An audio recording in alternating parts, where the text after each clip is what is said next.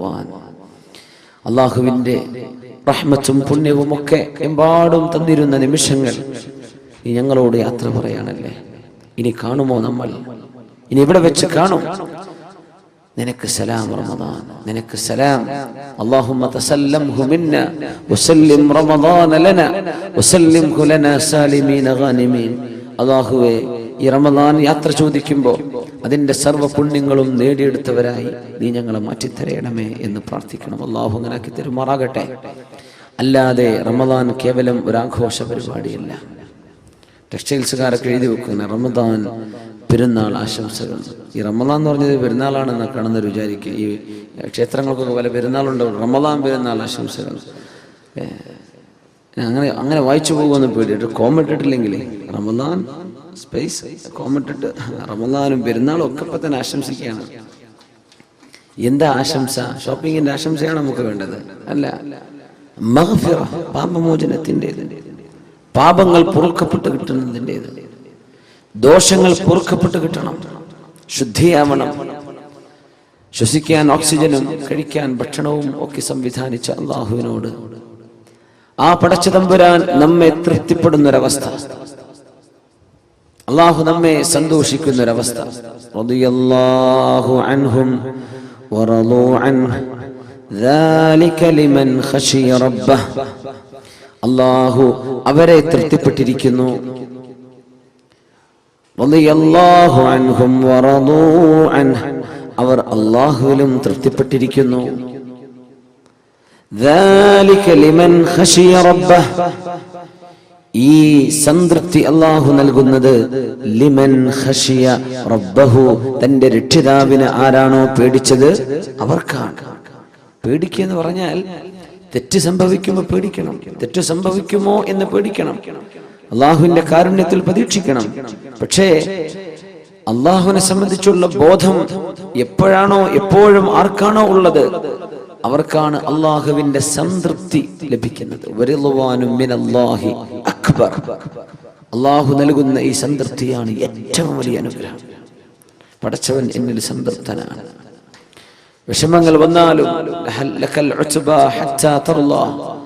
അള്ളാഹുവെ, പരീക്ഷണങ്ങൾ നീ നൽകിയാൽ പോലും നിനക്ക് ഞങ്ങളോട് ദേഷ്യമില്ലെങ്കിൽ അള്ളാഹുവെ, ഇതൊക്കെ ഞങ്ങൾ സഹിക്കാൻ ഒരുക്കമാണ്. അഷ്റഫുൽ ഖൽക്കിന്റെ കാലിന്ന് ചോര വന്നപ്പോൾ ദുആ ചെയ്ത പ്രാർത്ഥന അതാണ്.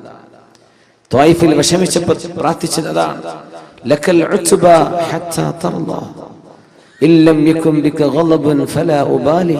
അല്ലാഹുവേ, നിനക്കെന്നോട് ദേഷ്യമില്ലെങ്കിൽ ഈ വേദനയൊക്കെ ഞാൻ സഹിച്ചോളാം. റബ്ബേ, നീ എന്നോട് കുപിതനല്ലെങ്കിൽ, നിനക്കെന്നോട് ഇഷ്ടമാണെങ്കിൽ ഈ വേദനകളെല്ലാം ഞാൻ സഹിച്ചോളാം. അല്ലാഹു, നീ എന്നോട് ദേഷ്യപ്പെടരുത് കേട്ടോ, നീ എന്നോട് ദേഷ്യപ്പെടരുത്.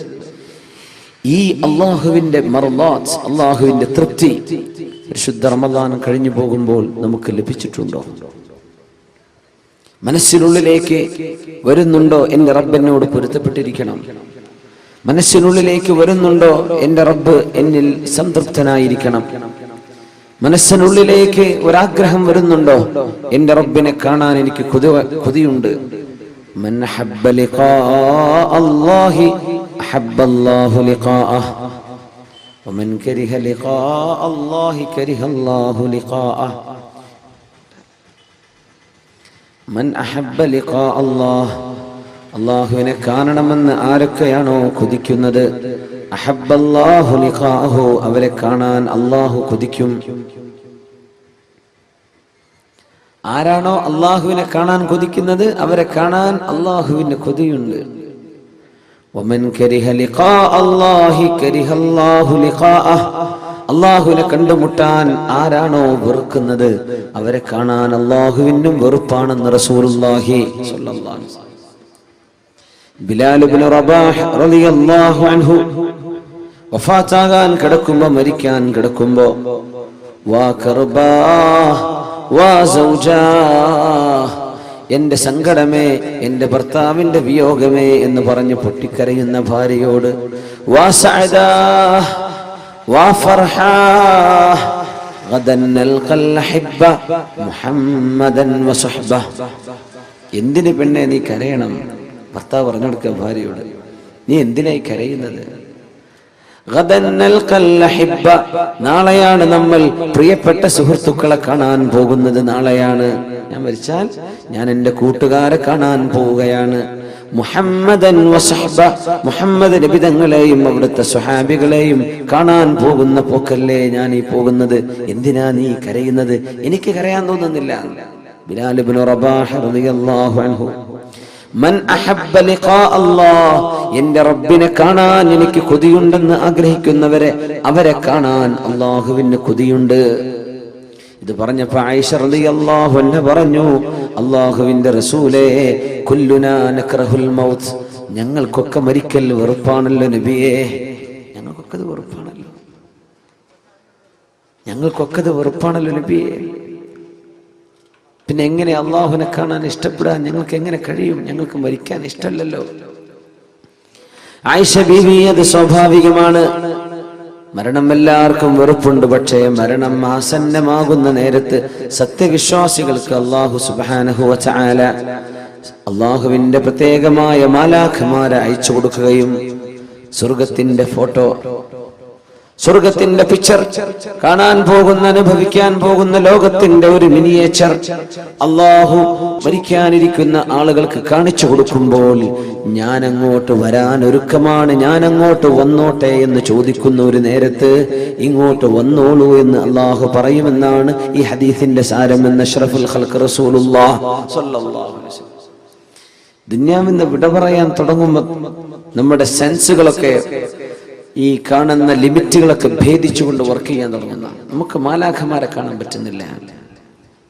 പക്ഷെ മരിക്കാൻ കിടക്കുന്ന മനുഷ്യന് മലക്കുകളെ കാണാൻ പറ്റുന്ന, മരിക്കിച്ച് കഴിഞ്ഞാൽ തന്നെ കാണും, മരണത്തിന് മുമ്പ് തന്നെ കാണാൻ തുടങ്ങും. മരണത്തിന് മുമ്പ് കാണുന്ന, ഏകദേശം മരണത്തോടടുത്ത് കഴിഞ്ഞാൽ നമ്മുടെ സെൻസുകൾ, നമ്മുടെ സെൻസറി ഫാക്കൽറ്റി, ഇതിൻ്റെയൊക്കെ ഡൈമെൻഷൻസ്, അതിൻ്റെയൊക്കെ പരിധികളൊക്കെ വർദ്ധിക്കുകയാണ്. പിന്നെ കാണാൻ പറ്റാത്തൊക്കെ കാണാൻ തുടങ്ങും. സ്വർഗം കണ്ടുകൊണ്ട് പോകുന്നവരുണ്ട്, നരകം കണ്ടു പോകുന്നവരുണ്ട്. അല്ലാഹു കാത്തുരക്ഷിക്കുമാറാകട്ടെ. യുസബ്ബിതുല്ലാഹു അല്ലദീന ആമനൂ ബിൽഖൗലി الثابت في الحياة الدنيا وفي الآخرة. അല്ലാഹു പറഞ്ഞ പോലെ ജീവിക്കുന്ന ആളുകളെ ഈ ലോകത്തും നാളെ പരലോകത്തും അല്ലാഹു പിടിച്ചു നിർത്തും. യുസബ്ബിത്, സബാത്ത്, സ്റ്റെബിലിറ്റി അല്ലാഹു നൽകും. ഒരിക്കലും അൺഷേക്കബിൾ ഫെയ്ത്ത്, അനങ്ങാത്ത ആടിയുലയാത്ത വിശ്വാസം അല്ലാഹു നൽകും. ലില്ലദീന ആമനൂ, സത്യവിശ്വാസികൾക്ക്. അല്ലാഹു നമുക്കൊക്കെ ഭാഗ്യം നൽകട്ടെ. ആമീൻ യാ റബ്ബൽ ആലമീൻ. വലിയ ബേജാറിലാണ് നമ്മുടെയൊക്കെ ജീവിതം. അല്ലാഹുവിന്റെ ഹബീബിന്റെ ശരീരത്തിൽ ഏതാനും ചില രോമങ്ങൾ നരച്ചു കണ്ടപ്പോ മഹാനായ സിദ്ദീഖുൽ അക്ബർ റളിയല്ലാഹു അൻഹു പറഞ്ഞു, അജ്ജല ഇലൈക ശൈബു യാ റസൂലല്ലാഹ്, നബിയെ അങ്ങേക്ക് പെട്ടെന്ന് നരബാധിച്ചുവല്ലോ റസൂലേ സ്വല്ലല്ലാഹു അലൈഹി വസല്ലം. അന്ന് അറബികൾക്ക് സ്വാഭാവികമായും നരബാധ തുടങ്ങുന്ന പ്രായം 70 വയസ്സ് മുതലാണ്. ഹബീബായ തങ്ങൾക്ക് മദീനയിൽ എത്തുമ്പോഴേക്കും നരച്ചിട്ടുണ്ട്. അജ്ജല ഇലൈഹി ശൈബ്, തങ്ങളെക്കാൾ പ്രായമുള്ള എല്ലാവരും ആർക്കും നരച്ചിട്ടില്ല. സിദ്ദീഖ് തങ്ങൾ ഇത് കണ്ടുകൊണ്ട് ചോദിച്ചു, അജ്ജല ഇലൈക ശൈബു യാ റസൂലല്ലാഹ്, നബിയെ നിങ്ങൾക്ക് എന്തേ ഇങ്ങനെ സംഭവിക്കാൻ കാരണം? തങ്ങൾ പറഞ്ഞ വാക്കെന്താ അറിയോ? ശയ്യബത്നി ഹൂദുൻ വ അഖവാതുഹാ. സൂറത്ത് ഹൂദും, ഹൂദ് സൂറത്തും അതിന്റെ പരിസരത്തുള്ള സൂറത്തുകളും ഒക്കെയാണ് എനിക്ക് ഇങ്ങനെ നിരവരാൻ കാരണമെന്ന് റസൂലുള്ളാഹി സ്വല്ലല്ലാഹു അലൈഹി വസല്ലം. ഈ സൂറത്തിന്റെ ആശയങ്ങൾ കേട്ടപ്പോഴാണ് എനിക്ക് ഇങ്ങനെ വന്നത്. ഇബ്നു അബ്ബാസ് റളിയല്ലാഹു അൻഹു ചോദിച്ചു, നബിയെ മാ ശയ്യബക മിൻ ഹൂദിൻ വ അഖവാതിഹാ, മാ ശയ്യബക മിൻ ഹൂദിൻ വ അഖവാതിഹാ. സൂറത്ത് ഹൂദിൽ നിന്നും അതിന്റെ അടുത്തുള്ള സൂറകളിൽ നിന്നും അങ്ങയെ നിരബാധിപ്പിക്കാൻ മാത്രം വിഷമിപ്പിച്ച വാക്കുകൾ എന്താണ് നബിയെ? ഖൗലുഹു തആല ഫസ്തഖിം കമാ ഉമിർത്. നബിയെ നിങ്ങളോട് എങ്ങനെയാണോ നേരെ നിൽക്കാൻ പറഞ്ഞത് അങ്ങനെ നേരെ നിൽക്കണം കേട്ടോ. ഫസ്തഖിം കമാ ഉമിർത്, നിങ്ങളോട് എങ്ങനെയാണോ നേർവഴിയിൽ നിൽക്കാൻ ഞാൻ പറഞ്ഞത് ലവലേശം വഴി തെറ്റാതെ നിങ്ങൾ നേർവഴിയിൽ നിൽക്കണം എന്ന അല്ലാഹുവിന്റെ വചനം ഉൾക്കൊള്ളപ്പോൾ, അതിനെ സംബന്ധിച്ച് ചിന്തിച്ചപ്പോൾ എനിക്ക് പേടി വന്നതാണെന്ന് അഷ്റഫുൽ ഖൽഖ് റസൂലുള്ളാഹി സ്വല്ലല്ലാഹു അലൈഹി വസല്ലം. ഫസ്തഖിം കമാ ഉമിർത. ഞാൻ എങ്ങനെയാ പറഞ്ഞത് അങ്ങനെ നേർവഴിക്ക് ജീവിക്കണം കേട്ടോ. നമ്മളിതൊക്കെ അങ്ങ് ഓതിപ്പോകുന്നുണ്ട് വളരെ കൂളായിട്ട്, നമുക്കൊരു പേടിയും തോന്നിയിട്ടില്ല, നമ്മളൊന്നും ആലോചിച്ചിട്ടില്ല. ഫസ്തഖിം കമാ ഉമിർത, ഞാൻ പറഞ്ഞ പോലെ ജീവിക്കണം കേട്ടോ, പറഞ്ഞ പോലെ ജീവിക്കണം. അതാ വാക്കിന്റെ അർത്ഥം. അതെനിക്ക് സാധ്യമാകുമോ? അത് അള്ളാഹു ഉദ്ദേശിച്ച പോലെ ഞാൻ ആയിട്ടുണ്ടോ? ആര് ചിന്തിക്കുക? റസൂലുള്ളാഹി സ്വല്ലല്ലാഹു അലൈഹി വസല്ലം മഅസൂമല്ലേ, പാപ സുരക്ഷിതരല്ലേ നബി? നിബിതങ്ങൾക്ക് പാപങ്ങളില്ലല്ലോ. പാപങ്ങളിൽ പ്രൊട്ടക്ഷൻ. ഗഫറല്ലാഹു ലക മാ തഖദ്ദമ മിൻ ദംബിക വമാ തഅഖർ. ഐ സതറല്ലാഹ്, അല്ലാഹു നിങ്ങൾക്ക് പാപങ്ങൾക്കിടയിൽ മറവച്ചിട്ടില്ലേ നബിയെ? അങ്ങനത്തെ നബിയല്ലേ, നിങ്ങൾ എന്തിനാ പേടിക്കുന്നത്? പക്ഷെ ഹബീബിന് പേടിയാണ്. നമ്മൾ എന്തൊരു ധൈര്യത്തിലാണെന്നറിയാം. സ്വഹാബത്തിന് ധൈര്യം കിട്ടിയിട്ടില്ല. സ്വർഗത്തിലേക്ക് പോകുമെന്ന് പറഞ്ഞാൽ പോലും സ്വഹാബികൾക്ക് ധൈര്യമായിട്ടില്ല.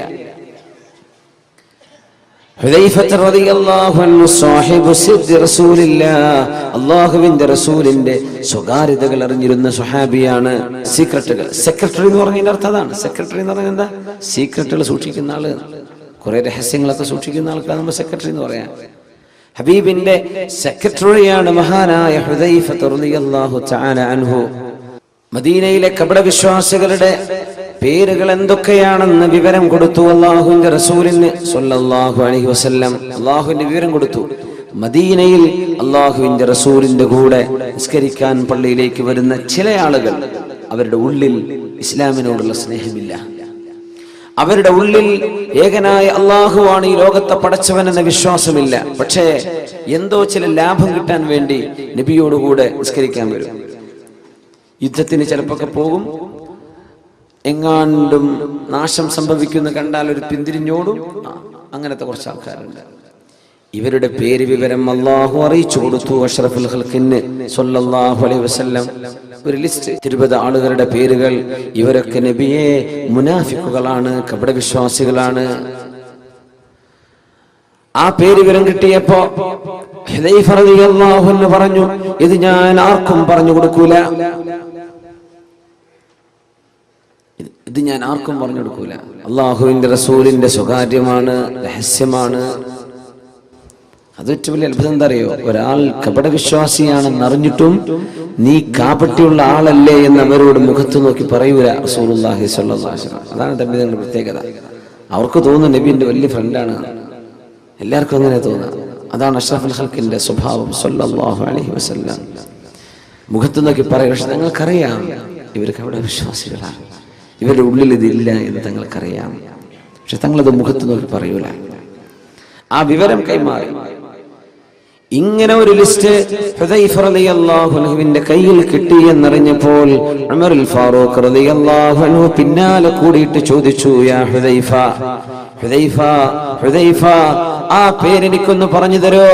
ഇല്ല, ഞാൻ പറഞ്ഞു തരൂല. ഹുദൈഫ, നിങ്ങൾ ആ പേരുകൾ എനിക്കൊന്ന് വെളിപ്പെടുത്തി തരുമോ എന്ന് ചോദിച്ചു ഉമറുൽ ഫാറൂഖ് റളിയല്ലാഹു അൻഹു. ഇല്ല. എന്നാൽ ഹുദൈഫ, ഞാനൊന്ന് ചോദിച്ചോട്ടെ, നിങ്ങൾക്ക് അല്ലാഹുവിന്റെ റസൂൽ പറഞ്ഞു തന്ന പേരുകളിൽ ഉമർ ഇബ്നുൽ ഖത്താബ് എന്ന പേരുണ്ടോ എന്ന് എനിക്കൊന്ന് പറഞ്ഞു തരുമോ? ആരാ ചോദിച്ചത്? ഉമറുൽ ഫാറൂഖ് റളിയല്ലാഹു അൻഹു. ഈ പറഞ്ഞ പേരുകളിൽ ഉമർ ഇബ്നുൽ ഖത്താബ് എന്ന പേരുണ്ടോ ഹുദൈഫ? ഇല്ല ഉമറേ, നിങ്ങളുടെ പേരതിലില്ലെന്ന് പറഞ്ഞപ്പോഴാണ് അൽഹംദുലില്ലാഹ്, അച്ചവനെ നീ എന്നെ കപടവിശ്വാസിയാക്കിയില്ലല്ലോ, നീ എന്നെ രക്ഷപ്പെടുത്തിയിട്ടുണ്ടല്ലോ. ഉമർ തങ്ങൾക്ക് പേടിയാണ്. നമ്മളൊരു ഹജ്ജ് ചെയ്ത് വരുമ്പോഴേക്കും മാഷാ അല്ലാഹ് സ്വർഗത്തേക്ക് പോകാൻ ടിക്കറ്റ് കൈ കിട്ടിയെന്ന വിചാരം. നമ്മൾ ഉംറക്ക് പോയി വന്ന് റമദാൻ 27 പള്ളിയിൽ ഇരുന്നാൽ നമ്മളങ്ങ് ധൈര്യപ്പെട്ടു. ഉമർ തങ്ങൾ ചോദിക്കും, എന്റെ പേരതിലുണ്ടോ? ഇന്നൽ മുനാഫിഖീന ഫി ദർക്കിൽ അസ്ഫലി മിനൻ നാർ. കപടവിശ്വാസികൾ, hypocrites are in the lowest stage of the hellfire. ഏറ്റവും നരകത്തിന്റെ ഏറ്റവും താഴേക്കിടയിലുള്ള താഴെ തട്ടിലാണെന്നാണ് കപടവിശ്വാസികൾ. ഏറ്റവും ചൂടുള്ള ഭാഗത്ത്.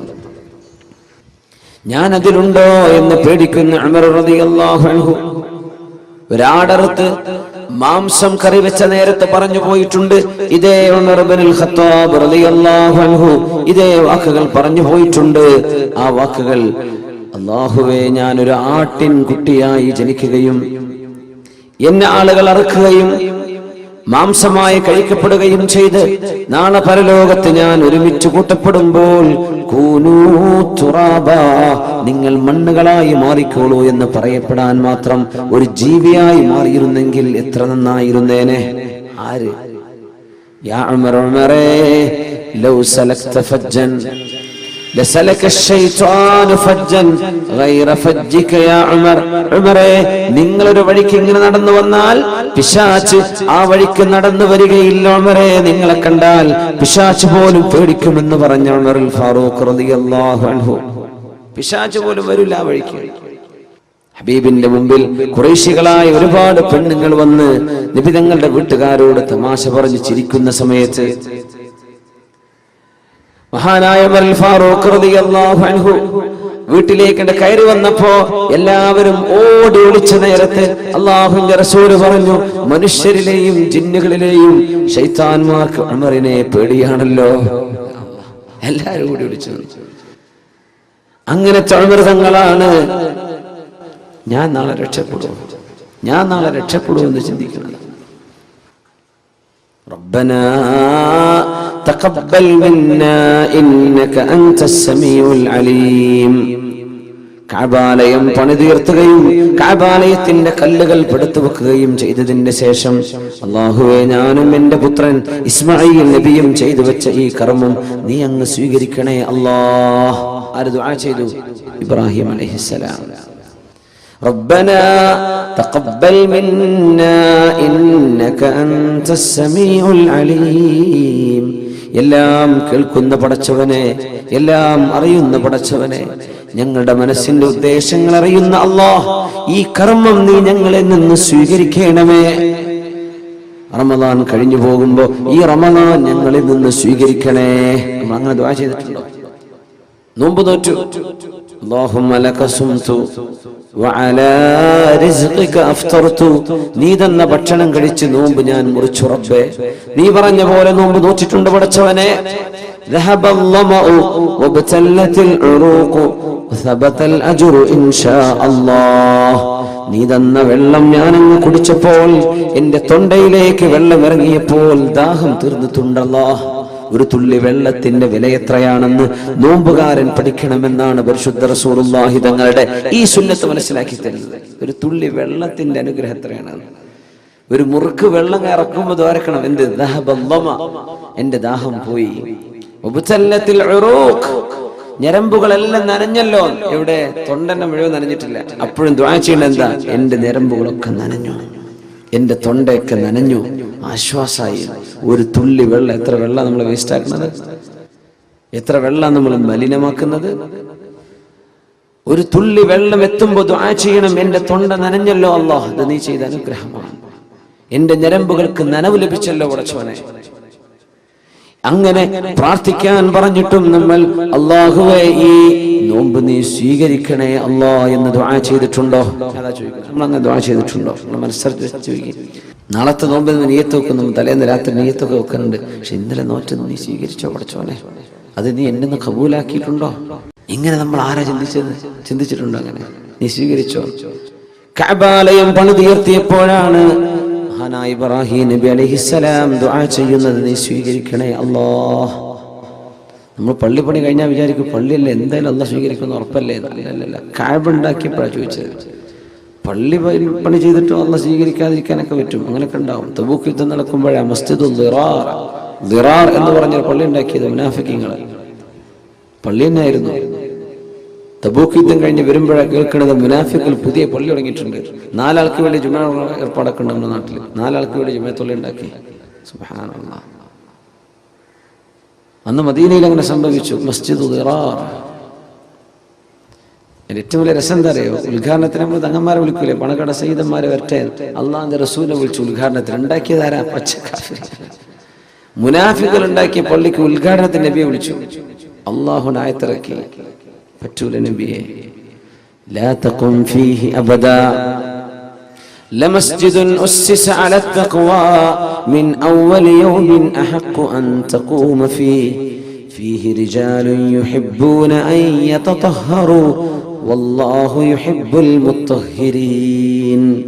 പോകരുത് നബിയെ, ലാ തഖും ഫീഹി അബദാ, ഒരിക്കലും അവിടെ പോയി നിസ്കരിക്കണ്ട, അങ്ങൊരിക്കലും ആ പള്ളിയിലേക്ക് കയറരുത് നബിയേ, ഇത് അല്ലാഹു സ്വീകരിക്കാത്ത പള്ളിയാണ്.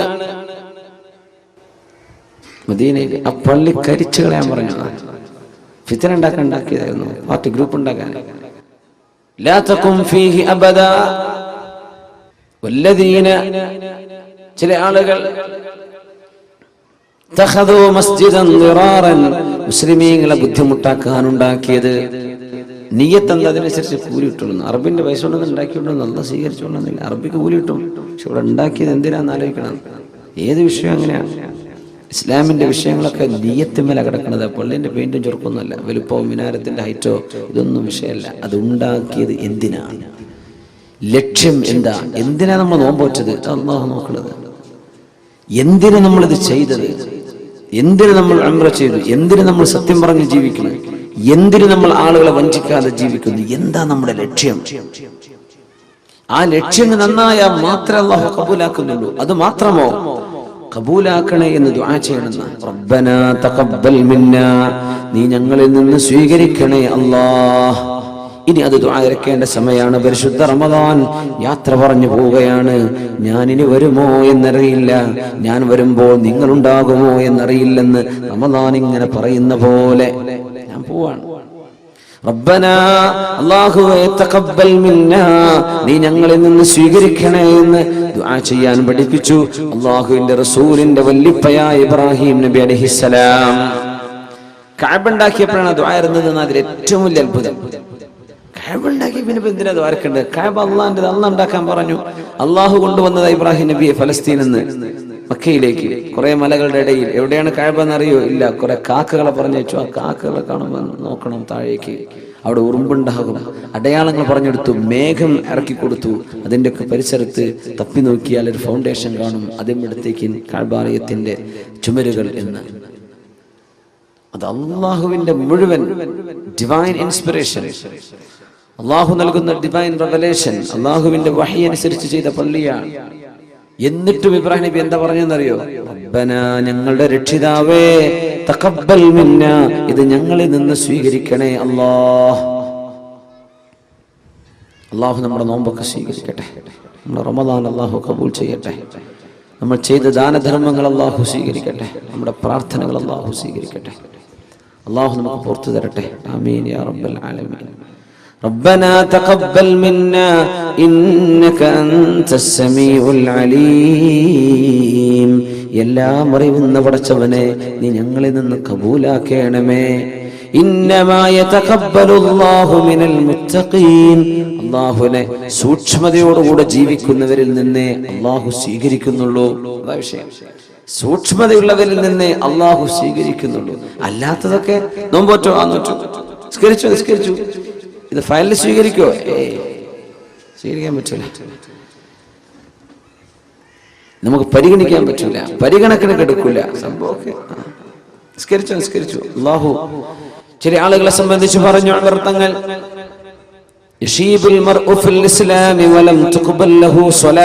എത്രയോ ആളുകൾക്ക് മുസ്ലിമായിട്ട് ജീവിച്ച് പ്രായം ഒരുപാടെന്ന് തലമുടിയെല്ലാം നരച്ചിരിക്കുന്ന അവസ്ഥയിലേക്ക് ആകുമ്പോഴേക്കും ഒരു നിസ്കാരം പോലും സ്വീകരിക്കപ്പെടാത്തതുണ്ടാകാം. ഒരുപാട് കാലം നിസ്കരിച്ചിട്ടുണ്ട്, അള്ളാഹു സ്വീകരിച്ചത് ഒന്നുപോലും ചിലപ്പോൾ ഉണ്ടാവില്ല.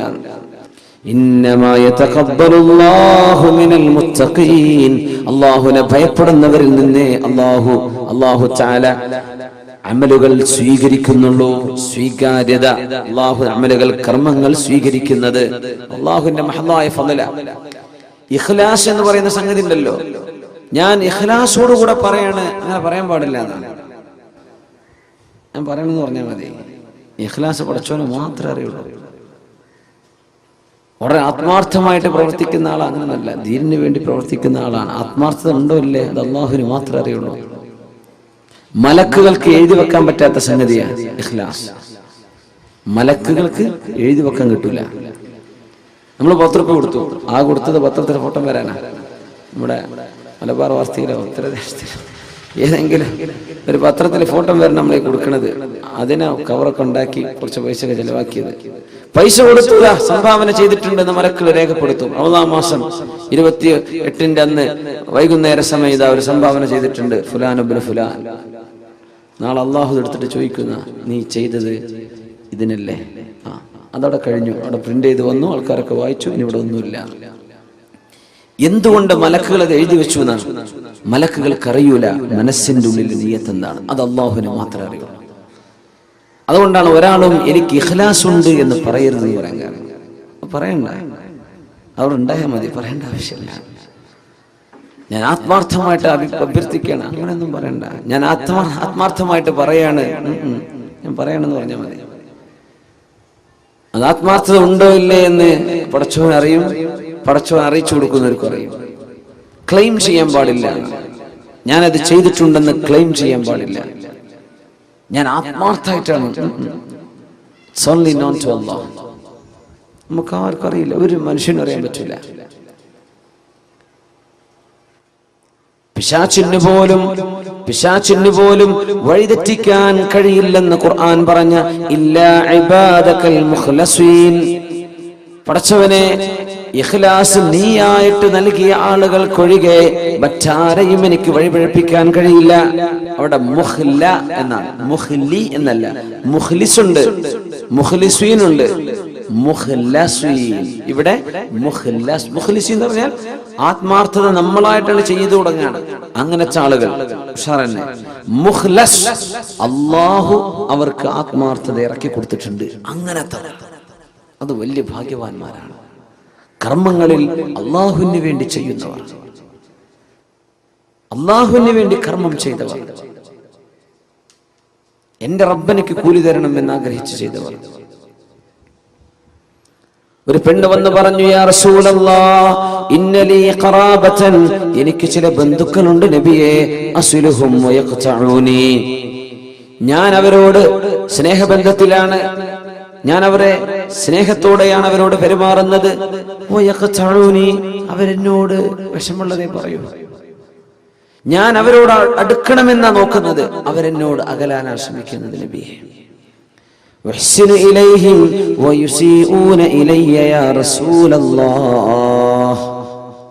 നബിയെ, ഞാൻ അവർക്ക് നന്മയാണ് ചെയ്യുന്നത്, അവരെനിക്ക് തിന്മ. സുബ്ഹാനല്ലാഹ്. തൊട്ടടുത്ത അയൽപക്കക്കാരാവാം. നോമ്പുറക്കാനുള്ള സാധനങ്ങളൊക്കെ 10 ഇറച്ചിയൊക്കെ കൊണ്ടേ കൊടുക്കും, അങ്ങോട്ട് ഇങ്ങോട്ട് അവിടുത്തെ വേസ്റ്റൊക്കെ മുറ്റത്തേക്ക് ഇടുന്നു. അതപ്പോ പറഞ്ഞതിന്റെ അർത്ഥം ഒരു ഉദാഹരണം പറയാം. അങ്ങോട്ട് ചെയ്യുന്നത് നന്മയാണ്, ഇങ്ങോട്ട് ഉപദ്രവമാണ് നബിയെ. അഹ്ലുമു അലൈഹിം വയജ്ഹലൂന അലയ്യ. ഇതൊരു സ്വഹാബിയാണ് പറഞ്ഞതെന്നും ഹദീസിലുണ്ട്, ഒരാണാണ്. നബിയെ, ഞാൻ അവരോട് ബുദ്ധി ഉപയോഗിച്ചുകൊണ്ടാണ് പെരുമാറുന്നത്, ക്ഷമയോടുകൂടെയാണ് പെരുമാറുന്നത്. അവരാണെങ്കിലോ വിവരക്കേട് എന്നോട് കാണിക്കുന്നുണ്ട് നബിയെ. ഞാൻ എന്ത് ചെയ്യണം? നമ്മളാണെങ്കിൽ ഇപ്പൊ എന്താ ചെയ്യാ? ഈ പരാതി പോയി പറയാൻ നോക്കുവോ? ഉസ്താദന്മാരോട് പോയി ചോദിക്കാൻ നോക്കുവോ? നമ്മൾ തീരുമാനം എടുത്ത് കഴിഞ്ഞിട്ടുണ്ടാവും. അപ്പോഴേക്കും ഹബീബായ റസൂലുള്ളാഹി സ്വല്ലല്ലാഹു അലൈഹി വസല്ലം തങ്ങൾ പറഞ്ഞു, ലാ യസാലു, നിങ്ങൾ ചെയ്ത പോലെ തന്നെ തുടരുക, നിങ്ങൾ ചെയ്യുന്ന നന്മ തുടർന്നു കൊണ്ടേയിരിക്കുക. ലാ യസാലു ലക മിനല്ലാഹി മുഹീർ മാ ദുംത, നിങ്ങൾ ഇങ്ങനെ ചെയ്തുകൊണ്ടിരിക്കെ അല്ലാഹുവിൽ നിന്ന് സഹായം നിങ്ങൾക്ക് അല്ലാഹു നൽകിക്കൊണ്ടിരിക്കും. ഇൻ കാന കമാ ഖുൽത് ഫകഅന്നമാ തുസിഫുഹുൽ മല്ല, നിങ്ങൾ അവർക്ക് വെണ്ണീർ തീറ്റിക്കുന്നതിന് തുല്യമാണത്. നിങ്ങൾ കൊടുക്കുന്ന നന്മ അവർക്ക് പരിപോഷണം കിട്ടുന്നില്ല. ഭക്ഷണത്തിന് പകരം വെണ്ണീർ തിന്നുന്ന പോലെയാണ്. അതല്ല, അവർക്ക് നരകം തീ കിട്ടാൻ മാത്രം ശിക്ഷയുള്ള അത്രയും ഗുരുതരമായ തെറ്റാണ് അവർ നിങ്ങളോട് ചെയ്തുകൊണ്ടിരിക്കുന്നത്. നിങ്ങൾ അങ്ങോട്ട് നല്ല നിലക്ക് പെരുമാറിക്കോ. എന്തേ? നിങ്ങൾ ചെയ്യുന്ന പ്രവർത്തനം എന്തിനാ? അള്ളാഹുവിൽ നിന്ന് കൂലി കിട്ടാനാ. അല്ലാതെ ഭക്ഷണം കൊടുക്കുമ്പോഴേക്കും അവരെ കാണുമ്പോൾ ചിരിക്കണം, അതിനല്ല. നമ്മൾക്ക് അവർ കുറച്ച് ഇഫ്താർ കിറ്റ് കൊണ്ടുപോയി കൊടുത്തു, പിന്നെ നമ്മൾ വരുമ്പോൾ എഴുന്നേറ്റിക്കണം. നോ നോ നോ നോ, അതിനൊന്നും ചെയ്യണ്ടേ. ഒക്കെ വേസ്റ്റായി പോകും, പൈസ ഒക്കെ നഷ്ടപ്പെടും. നമ്മൾ ചെയ്യുന്നത് അള്ളാഹുവിൽ നിന്ന് കൂലി കിട്ടാനാണ്. അവരിങ്ങോട്ട് പെരുമാറുന്നത് മോശമാണ്. എന്നിട്ടും റബ്ബേ, ഞാൻ അവരോട് ചെയ്യുന്ന നന്മ നീ എനിക്ക് കൂലി തരാനാണ്. മഹദി ആയിഷത്തു സിദ്ദീഖ റളിയല്ലാഹു അൻഹ, നബിതങ്ങളുടെ പുന്നാര ഭാര്യയല്ലേ, സിദ്ദീഖിനവരുടെ പുന്നാര മോൾ ആയിഷത്തു സിദ്ദീഖ, ആയിഷ ബിൻതു സിദ്ദീഖ് അസ്സുദ്ദീഖത്തു ആയിഷത്തു സിദ്ദീഖ റളിയല്ലാഹു അൻഹയെ സംബന്ധിച്ച് കപടവിശ്വാസികളായ ആളുകൾ അള്ളാഹുവിന്റെ റസൂലിന്റെ കുടുംബത്തെ അപമാനപ്പെടുത്തുന്ന വാർത്തകൾ പറഞ്ഞു വരുത്തിയപ്പോ സിദ്ദീഖ് റളിയല്ലാഹു അൻഹു ചെലവ് പുലർത്തുന്ന സഹായം ചെയ്തിരുന്ന തന്റെ അമ്മായിയുടെ മകൻ മിസ്തഹ് ഇബ്നു ഉസാസ റളിയല്ലാഹു അൻഹു എന്ന പാവമായ ഒരു സ്വഹാബി, ആ സ്വഹാബിക്ക് ജീവിക്കാനുള്ള വക കൊടുക്കുന്നത് ആരാണ്? സിദ്ദീഖ് റളിയല്ലാഹു അൻഹു ആണ്. ആയിഷ ബീവി റളിയല്ലാഹു അൻഹയെ സംബന്ധിച്ചും സഫ്വാൻ ഇബ്നു മുഅത്തിൽ റളിയല്ലാഹു അൻഹുവിനെ കുറിച്ചും വേണ്ടാത്തത്, പറയാൻ പാടില്ലാത്തത് കപടവിശ്വാസികൾ പറഞ്ഞു വരുത്തിയപ്പോൾ ആ വാക്കുകൾ ഏറ്റുപറഞ്ഞു പോയി. ചില ആളുകൾ ഏറ്റുപറഞ്ഞു പോയി, അതിൽ പെട്ടുപോയിട്ടുണ്ട്. ഹംന ബിൻതു ജഹ്ഷ് റളിയല്ലാഹു അൻഹ അതിൽ പെട്ടുപോയിട്ടുണ്ട്. ഹസ്സാൻ ഇബ്നു സാബിത്ത് റളിയല്ലാഹു അൻഹു അതിൽ പെട്ടുപോയിട്ടുണ്ട്. ഈ സ്വഹാബി മഹാനായ അബൂബക്കർ സിദ്ദീഖ് റളിയല്ലാഹു അൻഹുവിന്റെ അമ്മായിയുടെ മകൻ മിസ്തഹ് ഇബ്നു ഉസാസ, അവർക്കൊക്കെ 80 വീതം അടിക്കപ്പെട്ടു. വ്യഭിചാര ആരോപണം ഒരാൾ തെളിവുകളില്ലാതെ പറഞ്ഞാൽ, തെളിവെന്ന് പറഞ്ഞാൽ 4 സാക്ഷികൾ പച്ചയിൽ കാണുന്ന രീതിയിൽ വിഷയം കാണാതെ വെറുതെ ആരോപണം ഉന്നയിച്ചാൽ ഇസ്ലാമിന്റെ കോടതി അവർക്ക് 80 സ്ലാപ്സ് 80 അടി അടിക്കപ്പെടുന്നു. 80 വീതം അടി ഖദ്ഫിന്റെ ശിക്ഷയാണ്. സിദ്ദീഖ് റളിയല്ലാഹു അൻഹു പറഞ്ഞു, എന്റെ പൊന്നാര മോൾ, എന്റെ ഹബീബിന്റെ ഭാര്യ, എന്റെ കണ്ണിലുണ്ണിയായ റസൂലിന്റെ കുടുംബിനി, അതും എന്റെ മോൾ ആയിഷ ബീവി റളിയല്ലാഹു അൻഹയെ കുറിച്ച് അരുതാത്തത് ആളുകൾ പറഞ്ഞപ്പോ ഏറ്റുപറഞ്ഞു പോയ മിസ്തഹിന് ഇനി ഞാൻ ഭക്ഷണം കൊടുക്കൂല. നമ്മളാണെങ്കിൽ അങ്ങനല്ലേ തീരുമാനിക്കുക. നമ്മുടെ സ്വന്തം മോള്, നമ്മളെ വളരെ വേണ്ടപ്പെട്ട ഒരാൾ, നമ്മുടെ കൂടെ കഴിയുന്ന ആൾ, നമ്മുടെ വീട്ടിൽ നിന്ന് ചോറ് വെച്ച് പോകുന്ന ആള്, നമ്മുടെ മോൾക്കൊരു കല്യാണം വന്നപ്പോ അത് മുടക്കി.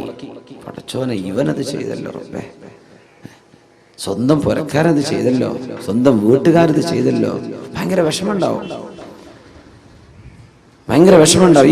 ഈ സ്വന്തക്കാര് ചെയ്യുമ്പോൾ ഭയങ്കര വിഷമമുണ്ടാവും. ഈ വിഷമാണ് ഇപ്പൊ അള്ളാഹുവിന്റെ ശിക്ഷയിലൊക്കെ കാണുന്നത്.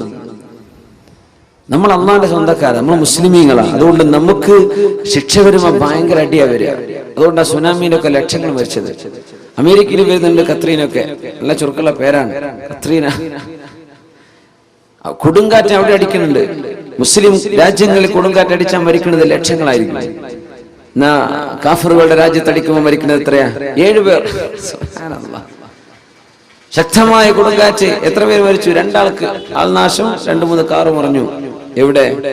ഇസ്ലാമിന്റെ ശത്രുക്കളുടെ നാട്ടിൽ, ഇന്തോനേഷ്യയിൽ, മലേഷ്യയിൽ, മുസ്ലിം രാജ്യങ്ങളിൽ സുനാമി വന്നപ്പോ എത്ര മരിച്ചെന്നറിയോ? ദശലക്ഷക്കണക്കിന് ആൾക്കാർ.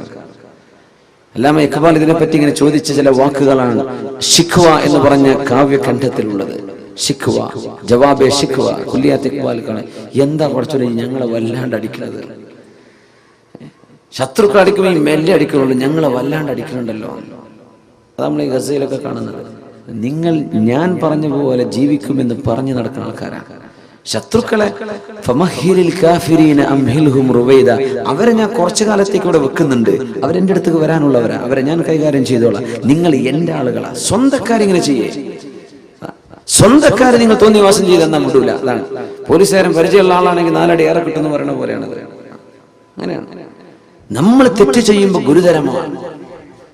നമ്മളിത് ബോധമുള്ള ആളുകളാണ്, നമ്മളിത് ചെയ്യാൻ പാടില്ല. മഹാനായ സിദ്ദീഖ് റളിയല്ലാഹു അൻഹുവിനെ ബഹുമാനപ്പെട്ടവരുടെ മനസ്സ് വേദനിപ്പിച്ച സംഭവത്തിൽ ബഹുമാനപ്പെട്ടവർ സത്യം ചെയ്തു പറഞ്ഞു, ഞാൻ ഇനി ഒരിക്കലും മിസ്തഹിന് സഹായം ചെയ്യൂല. വിശുദ്ധ ഖുർആൻ ആയത്തിറങ്ങിയില്ലേ, ബിസ്മില്ലാഹിർ റഹ്മാനിർ റഹീം, ولا يأتل أولو الفضل منكم والسعة أن يؤتوا أولي القربى والمساكين والمهاجرين في سبيل الله وليعفوا وليصفحوا ألا تحبون أن يغفر الله لكم والله غفور رحيم. ولا يأتل أولو الفضل منكم والسعة, നിങ്ങളിൽ അല്ലാഹു സൗകര്യങ്ങളും സമ്പത്തും നൽകിയ ആളുകൾ സത്യം ചെയ്ത് പറയരുത്. സ്വന്തം ബന്ധുക്കളെ, മിസ്കീന്മാരെ, അല്ലാഹുവിന്റെ മാർഗത്തിൽ ജിഹാദ് ചെയ്ത, ധർമ്മസമരം ചെയ്ത, ഹിജ്റ ചെയ്ത ആളുകൾക്ക് ഇനി ഞാൻ കൊടുക്കില്ലെന്ന് നിങ്ങൾ പറയല്ലേ. അലാ തുഹിബ്ബൂന അൻ യഗ്ഫിറല്ലാഹു ലക്കും വൽയഅഫു വൽയസ്ഫഹു, നിങ്ങൾക്ക് മാപ്പ് ചെയ്തു കൊടുത്തൂടെ, എന്നേക്കുമായി പുറത്തു കൊടുത്തൂടെ. അലാ തുഹിബ്ബൂന അൻ യഗ്ഫിറല്ലാഹു ലക്കും, അല്ലാഹു നിങ്ങൾക്ക് പുറത്തു തരാൻ നിങ്ങൾ ഇഷ്ടപ്പെടുന്നില്ലയോ? തങ്ങളുടെ ആയത്തിറങ്ങിയപ്പോ ബലാ, അല്ലാഹുവേ നീ എനിക്ക് പുറത്തു തരണമെന്ന് ഞാൻ കൊതിക്കുന്നു. അല്ലാഹ്, ഈ മിസ്തഹ് എന്റെ ബന്ധുവാണ്, പക്ഷേ എന്നെ വേദനിപ്പിക്കുന്നത് പറഞ്ഞു പോയതിന്റെ പേരിൽ ഞാൻ കൊടുക്കില്ലെന്ന് പറഞ്ഞ് സത്യം ചെയ്ത് പറഞ്ഞ ആ സത്യത്തിന് ഞാൻ പ്രായശ്ചിത്തം ചെയ്യും. സത്യം ചെയ്ത് പ്രയക്കുന്നതിന് പ്രായശ്ചിത്തം വേണമെന്നാണ്. കഫാറത്ത് ചെയ്യണം. കഫാറത്ത് ചെയ്തിട്ട് മിസ്തഹിന് മുമ്പ് കൊടുത്ത പോലെ ഞാൻ തുടർന്നു കൊണ്ടിരിക്കും. എന്തേ കാരണം? ഞാനിത് ചെയ്യുന്നത് അല്ലാഹുവിന് വേണ്ടിയിട്ടാണ്. മിസ്തഹിന്റെ ചിരി കാണാനല്ല, മിസ്തഹിനെ സപ്പോർട്ട് ചെയ്യാനല്ല. ഇതാ റബ്ബ് പഠിപ്പിക്കുന്നത്. ഞാൻ ചെയ്യുന്നത് അല്ലാഹുവിന് വേണ്ടിയാണ്. മുഖ്ലിസീന ലഹുദ്ദീൻ, എന്റെ എല്ലാ സൽക്രമങ്ങളും എന്റെ റബ്ബിന് വേണ്ടി ഞാൻ കൊടുക്കുകയാണ്. അല്ലാഹുവിന് വേണ്ടി ഞാൻ ചെയ്യാം, അല്ലാഹുവിന് വേണ്ടിയാണ്. പരിശുദ്ധ റസൂലുള്ളാഹി സ്വല്ലല്ലാഹു അലൈഹി വസല്ലം തങ്ങളുടെ ജീവിതത്തിൽ ഇതൊരുപാട് കാണും. നമ്മൾ ചെയ്യുന്ന വിട്ടുവീഴ്ചകൾ അങ്ങനെയാണ്, നമ്മൾ സഹായം ചെയ്യുന്ന അങ്ങനെയാണ്, നമ്മുടെ നോമ്പും സക്കാത്തും ഒക്കെ അതിനാണ്. അല്ലാഹു കൂലി തരണം, വേറൊന്നും വേണ്ട.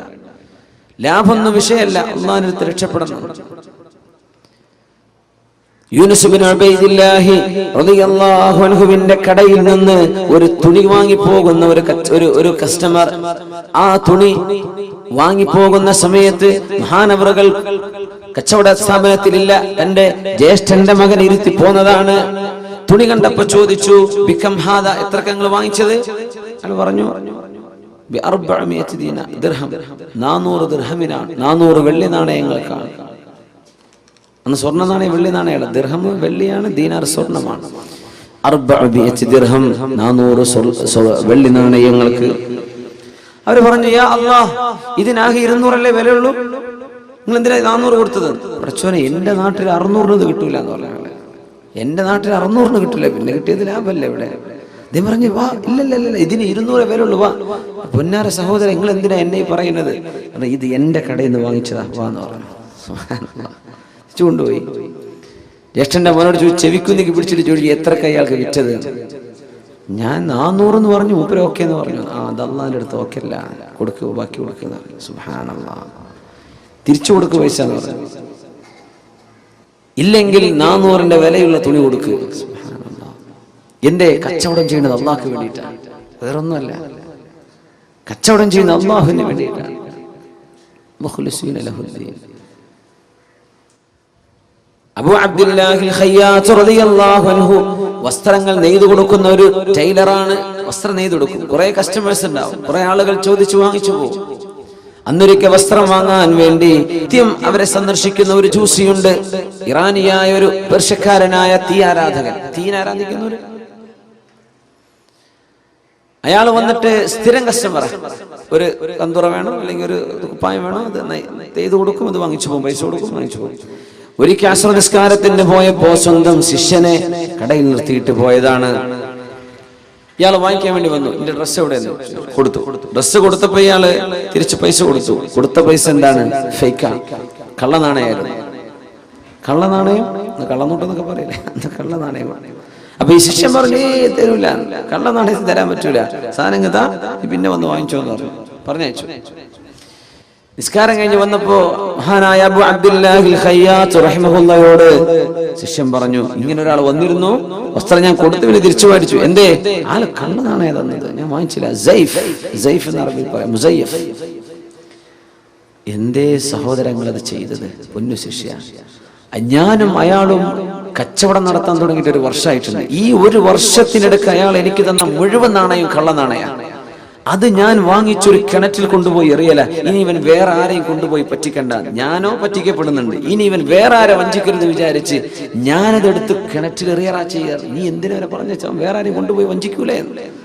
സുബ്ഹാനല്ലാഹ്, ഇസ്ലാമിന്റെ സംസ്കാരം എന്നൊക്കെ പറഞ്ഞത് ഈ പാരമ്പര്യമാണ്. ഇങ്ങനെ ചിന്തിച്ചിരുന്നൊരു സമൂഹം, ആരെയും വഞ്ചിച്ചുകൂടാ എന്ന് ചിന്തിക്കുന്നൊരു സമൂഹം.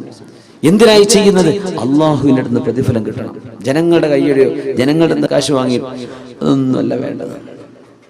ചെയ്യുന്നത് സത്യസന്ധമാണോ? ഞാൻ അള്ളാഹുവിന് വേണ്ടി ചെയ്യാം, ഇത് ചിന്തിക്കുന്ന ആളുകൾ.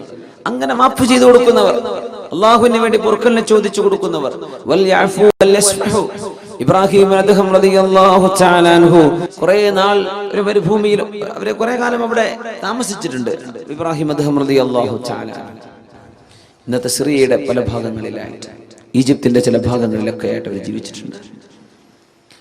അവിടെ ഒരു സൈന്യത്തിൽപ്പെട്ട ഒരാൾ കൂട്ടം തെറ്റിയിട്ട് വന്നു, ഒരു പട്ടാളക്കാരൻ.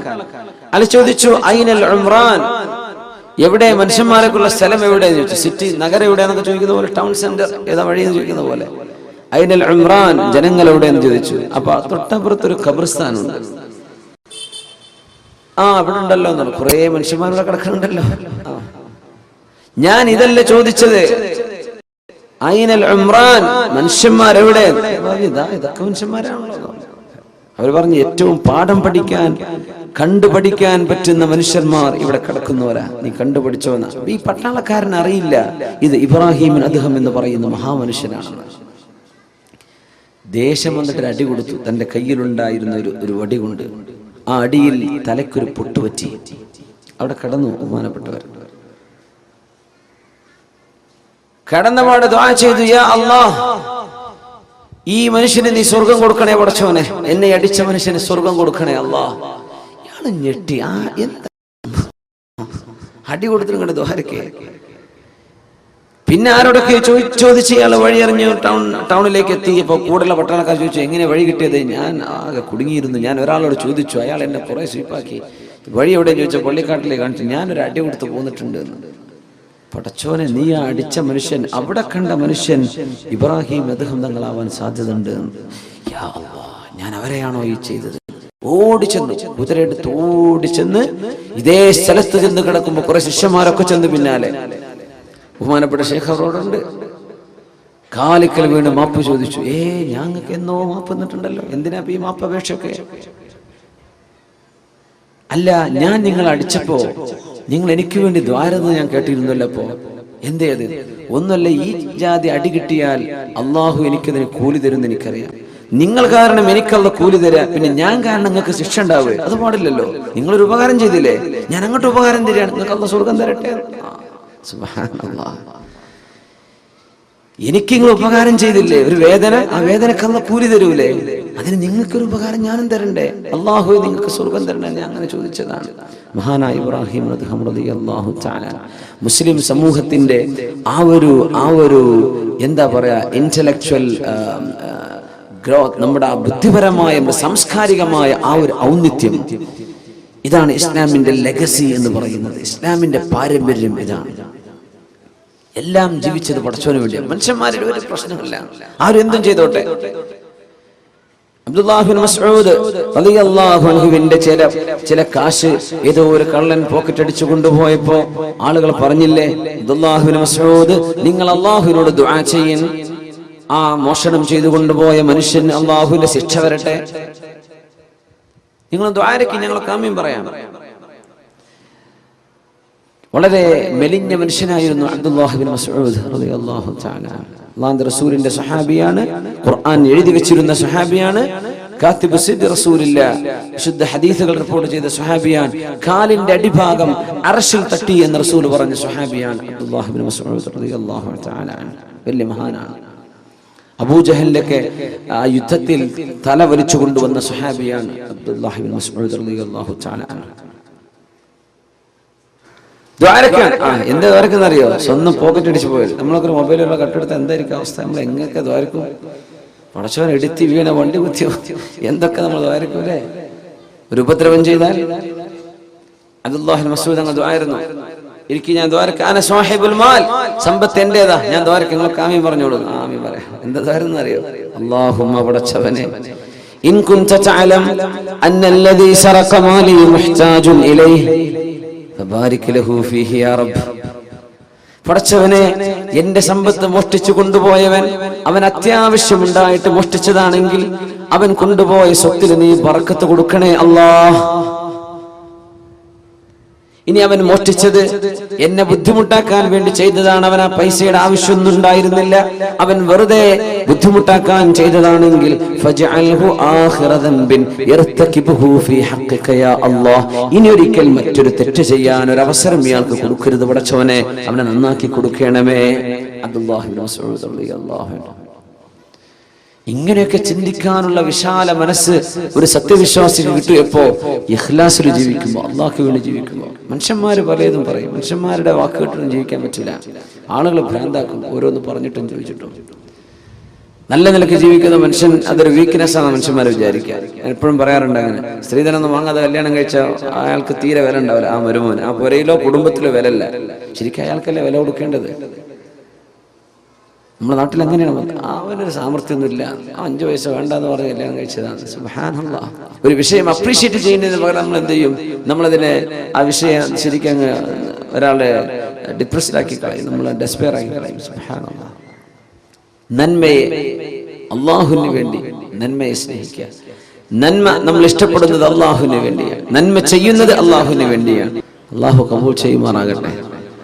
നിലാവെളിച്ചത്തില് മക്കയിൽ ഒരാളിങ്ങനെ മല പൊത്തിപ്പിടിച്ച് കയറി പോകുന്നുണ്ട്. അപ്പൊ സിദ്ദീഖ് റളിയല്ലാഹു അൻഹു ആലോചിച്ചു, യാ അല്ലാഹ്, ഈ പാതിരാത്രി ഏത് മനുഷ്യനായി പാറയ്ക്ക് പൊത്തിപ്പിടിച്ച് കയറി പോണത്? ചെന്ന് നോക്കുമ്പോൾ റസൂലുള്ളാഹി തങ്ങളാ സ്വല്ലല്ലാഹു അലൈഹി വസല്ലം.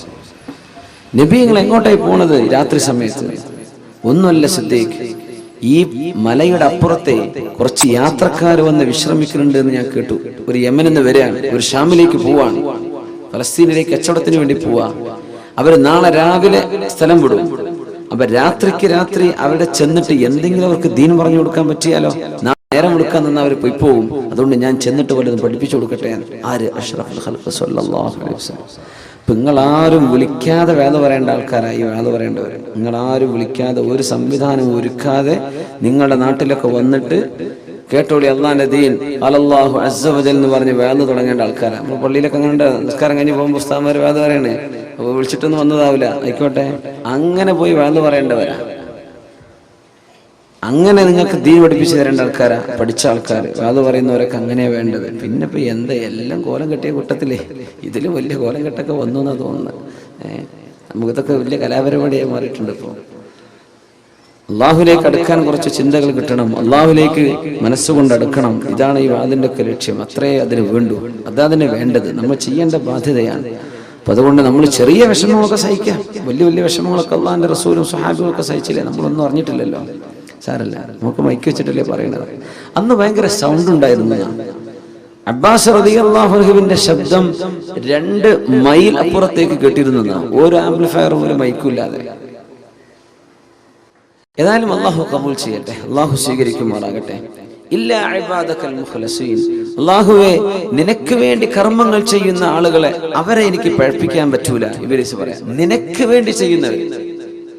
സിദ്ദീഖ് റളിയല്ലാഹു തആല അൻഹു അന്ന് മദീനത്തെ പള്ളിയിൽ അവര് ഖലീഫയായിരുന്ന കാലത്ത് സുബഹി നിസ്കാരം കഴിഞ്ഞാൽ എപ്പോഴും പോകും, പുറത്തു പോകും. ആളുകൾ ഇങ്ങനെ വാച്ച് ചെയ്യും. നമ്മളങ്ങനെയാണല്ലോ, ഒരാൾ ഒരു സ്ഥാനത്തേക്ക് എത്തിക്കഴിഞ്ഞാൽ പിന്നെ നമ്മളിങ്ങനെ ആളെ വാച്ച് ചെയ്യാൻ തുടങ്ങും. ഇവരെന്താ എടുക്കുന്നത്, എന്താ പറയുന്നത്, എവിടെയാ പോണത്, എന്താ വാഹനം, എന്താ പോരാ, എന്താ നാട്, ഇതൊക്കെ നമ്മൾ വാച്ച് ചെയ്യും. ഒരാളെ സ്വാഭാവികമാണ്. അറിയപ്പെട്ടു തുടങ്ങുമ്പോൾ അങ്ങനെ തുടങ്ങുന്ന ആൾക്കാരിങ്ങനെ മനുഷ്യന്മാരുടെ സ്വകാര്യതകൾ അന്വേഷിക്കാൻ തുടങ്ങും. അതിൻ്റെ ആവശ്യമില്ല, വേദോട്ട് പോയാൽ മതിയാവും. പക്ഷേ സ്വകാര്യതകളിലേക്ക് എത്തിപ്പെടാൻ മനുഷ്യരൊരു ക്യൂരിയോസിറ്റി ഉണ്ടാവുന്ന.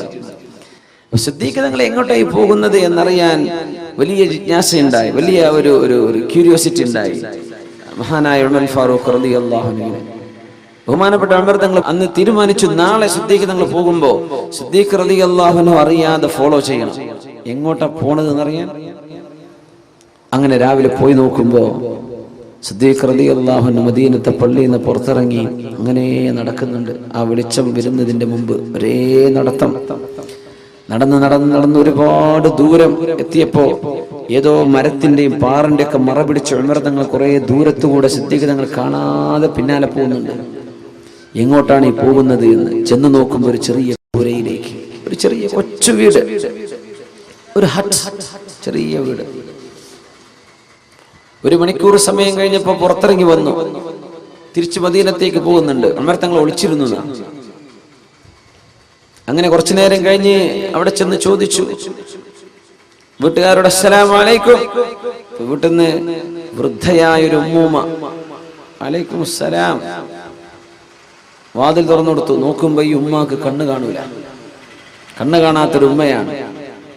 ആരെ ചെയ്യുന്നറിയോ? രാജ്യത്തിന്റെ പ്രധാനമന്ത്രി എന്നൊക്കെ പറയുന്ന പവറിലിരിക്കുന്ന അബൂബക്കർ സിദ്ദീഖ് റളിയല്ലാഹു അൻഹു.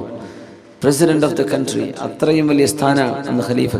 ആ ഖലീഫ ഒരു കരിമ്പൂച്ചകളോ ഒരു സെക്യൂരിറ്റിയോ ആരില്ലാതെ ഒറ്റയ്ക്ക് പോയിട്ട് ചെയ്തു വന്നൊരു കർമ്മം അമൃതങ്ങൾ കണ്ടുപിടിച്ചതാണ്. ഇത് നിങ്ങൾ ആരോടും പറഞ്ഞിട്ടില്ല. ഉമ്മ ഇവിടെ വന്നു പോയ ആളാരെങ്ങൾക്ക് അറിയോ? ഇല്ല മോനെ, എനിക്കറിയൂല. ആളെ പേര് എനിക്കറിയൂല, പറഞ്ഞു തന്നിട്ടില്ല. ആളിപ്പോ എന്താ ഇവിടെ വന്ന് ചെയ്തത്? അയാൾ എന്നും വരും, രാവിലെ എന്റെ വീട് നടിച്ചു വരും, വൃത്തിയാക്കും, എന്റെ ആടിന്റെ പാല് കറന്ന് എനിക്ക് കുടിക്കാനുള്ള പാലും രാവിലത്തെ ഭക്ഷണം ഉണ്ടാക്കി വെച്ചിട്ട് പോകും. എത്ര കാലമായി? കുറെ വർഷമായി ചെയ്യാൻ തുടങ്ങിയിട്ട്. നിങ്ങൾക്ക് അറിയോ? എനിക്ക് ആളറിയില്ല. പൊട്ടിക്കരഞ്ഞോളൂ ഫാറൂഖ് റളിയല്ലാഹു അൻഹു. ആരാണ് ഈ പണി ചെയ്തത്? നമ്മുടെ ഒരു പഞ്ചായത്തിന്റെ വാർഡ് മെമ്പർ ഈ പണി ചെയ്യുമോ? ഇങ്ങനെ ആരും ഇപ്പോൾ മിനിമം 4 ഫോട്ടോഗ്രാഫർ അപ്പം കൊണ്ടുപോലും നമ്മൾ ഇവിടെ മെമ്പർമാരുണ്ടോ എന്ന് എനിക്കറിയില്ലേ, ഞാൻ വെറുതെ പറയാനേ. അല്ല, അങ്ങനെ നമ്മൾ ഒരു ചെറിയ ചെടി നടുകയാണ്. ഒരു ചെറിയ ചെടിയുടെ അതിങ്ങനെ പിടിച്ചിട്ട് അപ്പതാ മന്ത്രി നടുന്നു. മന്ത്രി നട്ടിട്ടുണ്ടാവില്ല, അത് പിടിച്ചിട്ടേ ഉണ്ടാവുള്ളൂ. മന്ത്രി കൊടുത്ത് അപ്പതാണ് അടുത്ത കൊടുത്ത് വെച്ചിട്ടോ എന്ന് പറഞ്ഞ് പോയിട്ടുണ്ടാവും. നമ്മളെന്താ ഫോട്ടോ ചെയ്യുക? മന്ത്രി ഇതാ എന്താണ് ഇന്നാലിന്റെ കർമ്മങ്ങൾ ഒന്നും ചെയ്യുക.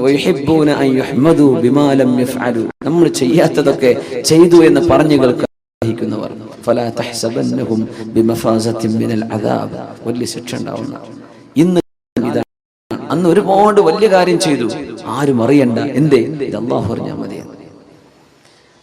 മിനിമം ആ ഉമ്മയോട് പറയൂലേ, ഇന്ന ആള് ഇത് ഞാനാണ്, ആളെ പരിചയം അതുപോലും ചെയ്തില്ല. സിദ്ദീഖ് റളിയല്ലാഹു അൻഹു ഖലീഫയാകുന്നതിന് മുമ്പേ ചെയ്തിട്ടുണ്ട്. ഖലീഫ അതിനർത്ഥം എന്താണെന്നറിയോ?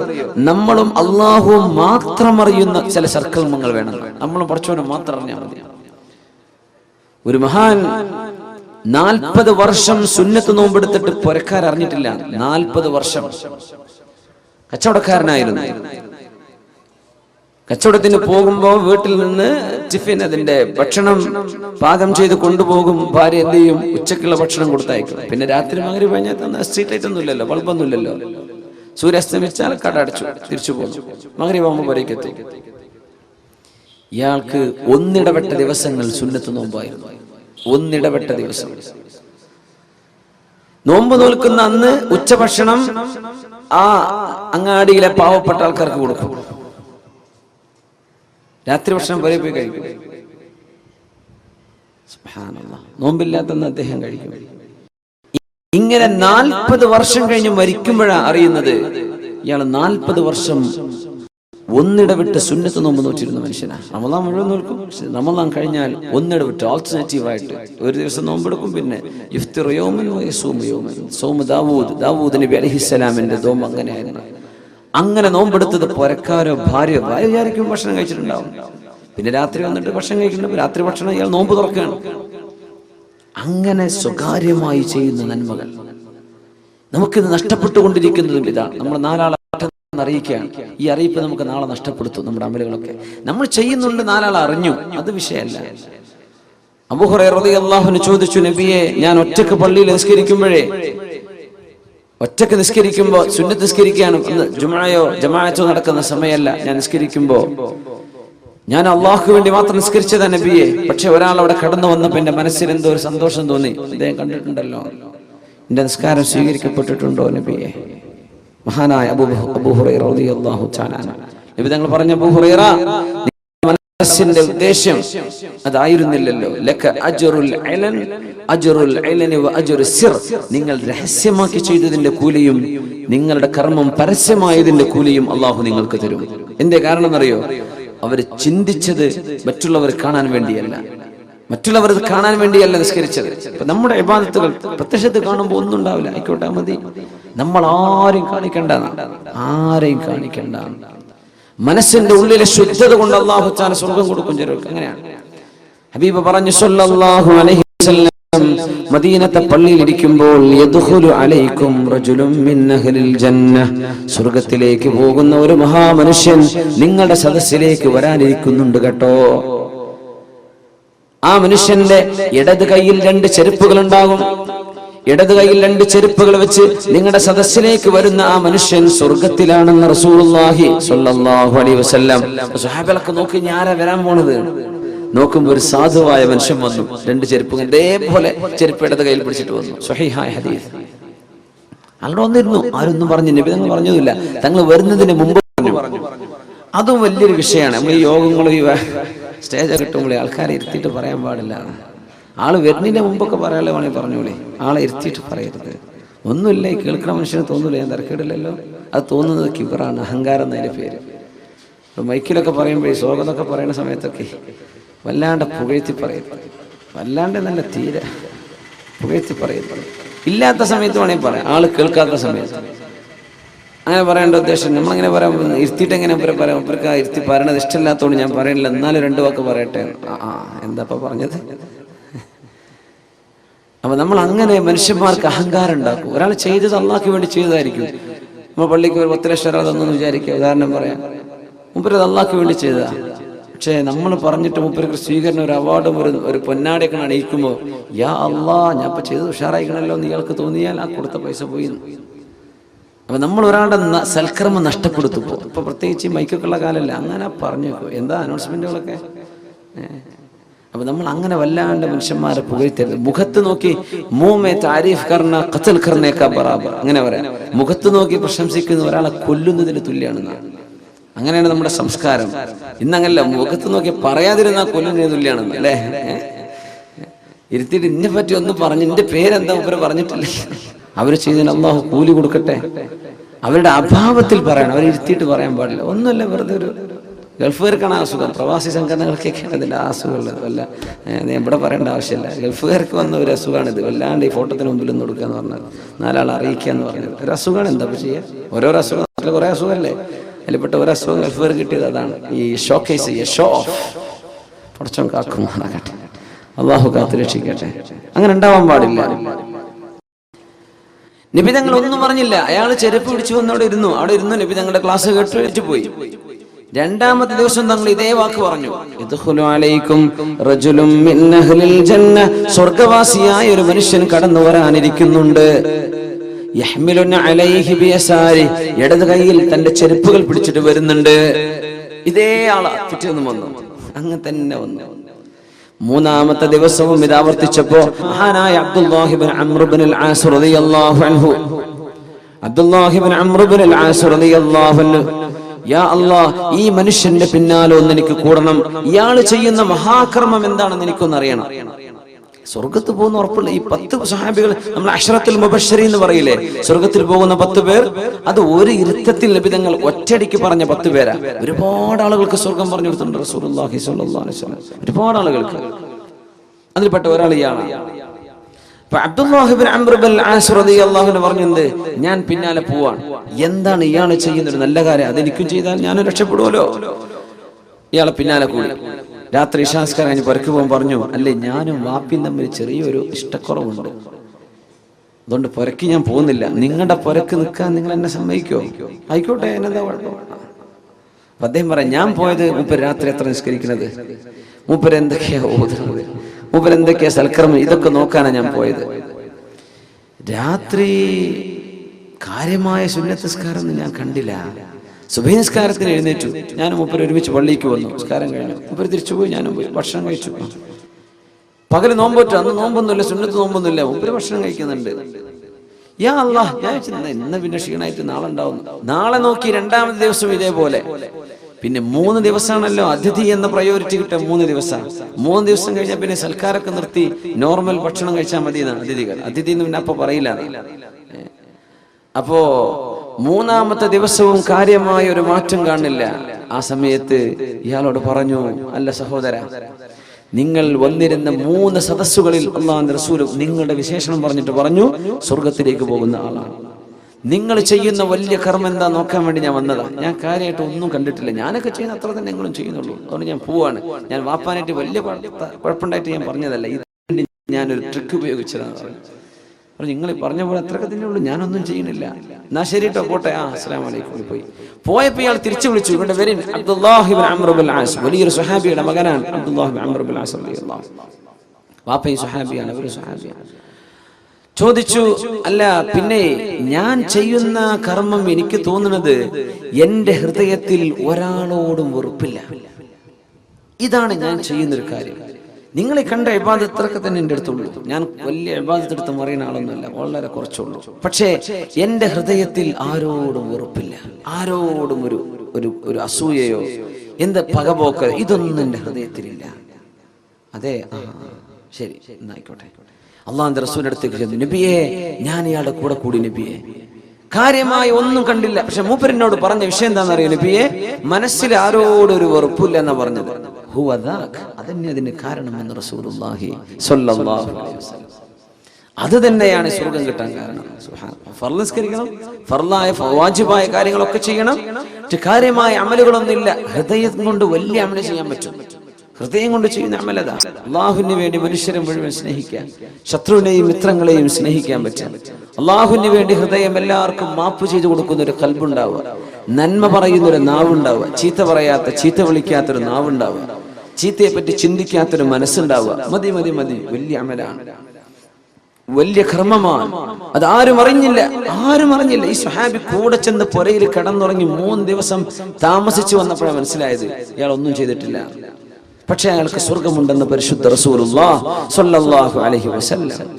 സിദ്ദീഖ് റളിയല്ലാഹു അൻഹു ഈ ഉമ്മൂമാക്ക് ചെയ്തു കൊടുത്ത സേവനം കണ്ടപ്പോ അവിടെ വെച്ച് പൊട്ടിക്കരഞ്ഞിട്ട് ഉമർ തങ്ങൾ പറഞ്ഞതാ, ഇനി ഒരിക്കൽ ഞാൻ ഇതുപോലെ ആരും അറിയാതെ ഒരു നന്മ എനിക്ക് അല്ലാഹുവിന് വേണ്ടി ചെയ്തു കൊടുക്കണം, എനിക്കും ഇങ്ങനെ ചെയ്യണല്ലോ.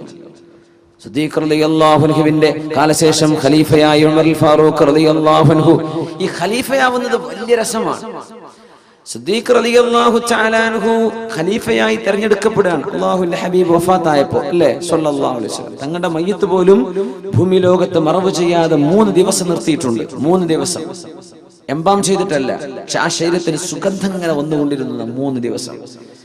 ഈ തെരഞ്ഞെടുപ്പ് ആരെയാണ് ഖലീഫയാക്കേണ്ടതെന്ന് ആ തെരഞ്ഞെടുപ്പ് കഴിയുന്നത് വരെ എന്ന് പറഞ്ഞാൽ അള്ളാഹുവിന്റെ റസൂലാണ് ഇതുവരെ ഭൂമിയിലെ ഖലീഫ.